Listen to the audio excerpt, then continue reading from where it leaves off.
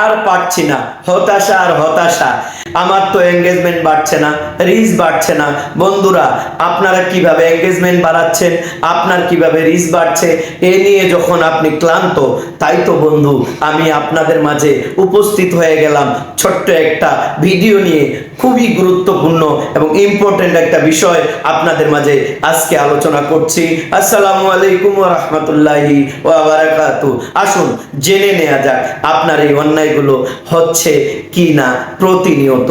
Engagement byte বলতে বোঝায় এমন কন্টেন্ট বা পোস্ট আমরা মানুষের কাছ থেকে লাইক, শেয়ার, ক্লিক এবং রিয়াকশন পাওয়ার উদ্দেশ্যে কি করি, কৃত্রিমভাবে কাউকে অনুরোধ করে থাকি।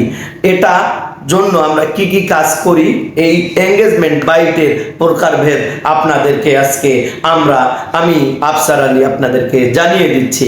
আসুন, প্রথমত এঙ্গেজমেন্ট বাইটের প্রকারভেদে প্রথম যে সাবজেক্ট আছে সেটা হলো রিয়েক্ট বাইট। আপনি যদি কোনো ভিডিও বা রিলস বা পোস্ট আপনি তৈরি করেছেন, যদি আপনার কাছে ভালো লেগে থাকে তাহলে আপনি কি করবেন, দ্বিতীয় যে কাজটা আমরা করতে উৎসাহিত করি সেটা হলো কমেন্ট বাইট। যদি আমার ভিডিওটি আপনার ভালো লেগে থাকে, আমার রিলসটি যদি আপনার ভালো লেগে থাকে, তাহলে কি করবেন, এটাকে কি করবেন, কমেন্ট করে জানাবেন। এটা আমরা বলে থাকি। তৃতীয় নাম্বার উদ্দেশ্য আমরা কি করি, আপনার যদি ভিডিওটি ভালো লেগে থাকে তাহলে আপনি শেয়ার বাইট করবেন। এই ভিডিওটা যদি আপনার পছন্দ হয়ে থাকে অবশ্যই শেয়ার করে অন্যত্রে ছড়িয়ে দিবেন আপনার বন্ধুদের সাথে। চতুর্থ নাম্বার আমরা যেটা করি সেটা হলো ট্যাগ বাইট। যে ট্যাগ বাইটটা এমন একটা বিষয়, আপনি আপনার কোনো এক বন্ধুকে অবশ্যই বাধ্য করছেন ভিডিওটা দেখার জন্য, কি করলেন, ট্যাগ করে দিলেন। ভোট বাইট, আপনি কোনো প্রশ্ন রেখেছেন, আপনি বলেছেন যদি আপনি এটি জানতে চান তাহলে এই প্রশ্নে এখানে চাপ দিন, এখান থেকে এই 5টি বিষয় আপনার জন্য অত্যন্ত গুরুত্বপূর্ণ। দেখুন, আপনি মিলিয়ে নিন যে আপনি এই কাজগুলো করছেন কিনা। আমরা কেন এঙ্গেজমেন্ট বাইট ব্যবহার করে থাকি এ বিষয়ে আজকে আলোচনা করছি। আসুন আমরা জেনে নিই। প্রথমত, মানুষের দৃষ্টি আকর্ষণ বাড়ানোর উদ্দেশ্যে করে থাকি, দ্রুত ভিউ এবং ইন্টারঅ্যাকশন পাওয়ার জন্য করে থাকি, কন্টেন্ট ভাইরাল করার জন্য সম্ভাবনা তৈরি হয়ে থাকে। এঙ্গেজমেন্ট বাইট থেকে আপনি কি ধরনের বিপদে পড়ছেন সেটা আপনাদেরকে আমি জানিয়ে দিচ্ছি।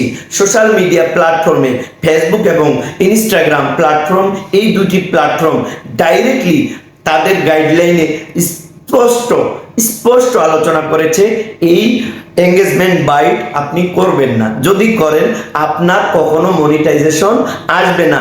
প্রিয় বন্ধুরা, আমরা তো অন্য কিছুকে দোষারোপ করি, আমি কেন মনিটাইজেশন পাচ্ছি না। প্রিয় ভাই ও বোন, দেখুন আপনি যা করছেন সেটা কি অটোমেটিক্যালি অর্গানিক্যালি হওয়া উচিত ছিল, তা না করে আপনি চাচ্ছেন শেয়ার, আপনি বলছেন কমেন্ট করার জন্য, আপনি লাইভে এসেছেন সেখানে বলছেন বেশি বেশি কমেন্ট করেন, লাভ রেট দিন, লাইক করুন, রিপ্লে কমেন্ট করুন। এগুলা হলো এঙ্গেজমেন্ট বাইট। অতএব এগুলা নিরুৎসাহিত করতে হবে, আপনি খুব বলতে পারবেন না। অ্যালগোরিদম, ফেসবুক অ্যালগোরিদম অথবা ইনস্টাগ্রাম অ্যালগোরিদম আপনার অটোমেটিক্যালি রিচগুলোকে ডাউন করে দেয়, এঙ্গেজমেন্টগুলোকে স্লো করে দেয়। আপনি যে কন্টেন্টগুলো মেক করছেন সেগুলোর প্রতি বিশ্বাসযোগ্যতাটা অটোমেটিক্যালি কমিয়ে দেওয়া হয়। এটা ফেসবুক প্ল্যাটফর্ম বলছে, আমি বলিনি বন্ধু। আসুন, এঙ্গেজমেন্ট বাইট ছাড়াও আপনি কিভাবে আপনার প্রত্যেকটা বিষয় উপস্থাপনের মাধ্যমে আপনি কিভাবে ইন্টারঅ্যাকশন এবং ভিউজ বাড়াতে পারেন তার কিছু আইডিয়া আপনাদের সামনে আলোচনা করছি। আপনি যে কন্টেন্টটা, যে পোস্টটা তৈরি করছেন সেখানে মূল্যবান তথ্য দিন, এমন কিছু শেয়ার করুন যাতে অডিয়েন্স উপকৃত হবে। এমন কিছু গল্প তৈরি করুন যেটা নিজের অভিজ্ঞতা থেকে আপনি শেয়ার করছেন। এমন কিছু প্রশ্ন তৈরি করছেন যেটা প্রাসঙ্গিক হয়ে থাকে এবং উত্তরও সেখানে যেন থাকে। চতুর্থ নম্বর, আপনি ট্রেন্ড ফলো করুন।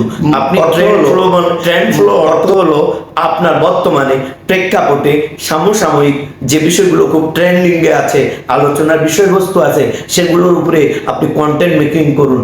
আবার সেখানে চমকপ্রদ তথ্য প্রদান করুন যাতে আপনার অডিয়েন্সরা আকর্ষিত হয়। একটা বিষয়ে ভালো মন্দ আলোচনা আপনি রিলসে করবেন।